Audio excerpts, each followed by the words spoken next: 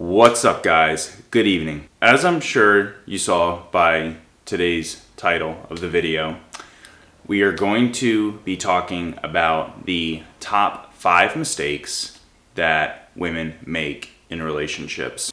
But first things first, guys, please like this video and please subscribe and leave a comment or comments in the comment section below. And now, let's just go ahead and get into it.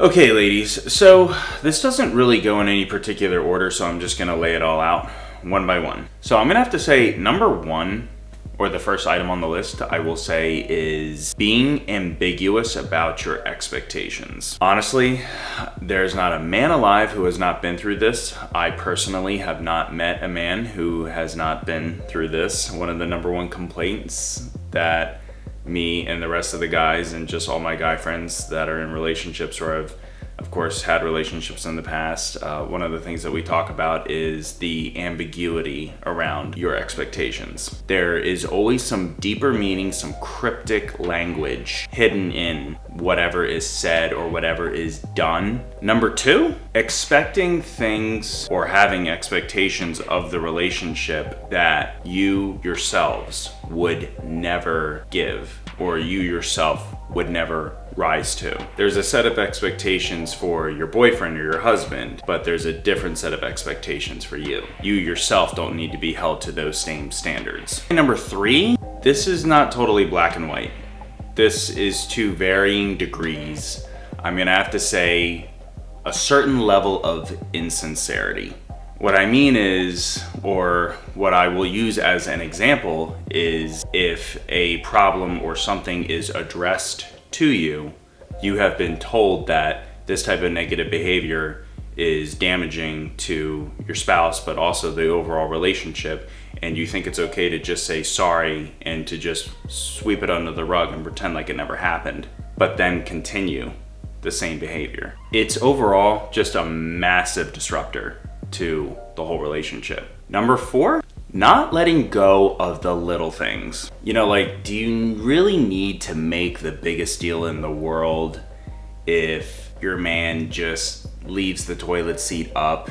Does it really need to become World War III? Not saying that it should happen all the time, or I'm not trying to give men or anybody an excuse to continuously do something that bothers you, no matter how small it is. But is it really necessary to just go make a mountain out of a molehill and to become such a total killjoy over something like this big? And number 5, ladies, this last one actually, this will probably be number 1 as far as severity, which is being vengeful. I mean, revenge, ladies, and honestly, I would say this to just about everyone and anyone in general, it really doesn't work. First of all, it's something that is frankly tiring. It's something that really should not be on the forefront of your mind. I know it's difficult because, trust me, men can be vengeful as well. I don't think in quite the same ways or to quite the same extent that women do. I have seen it too often where a woman tries to get revenge and she tries to become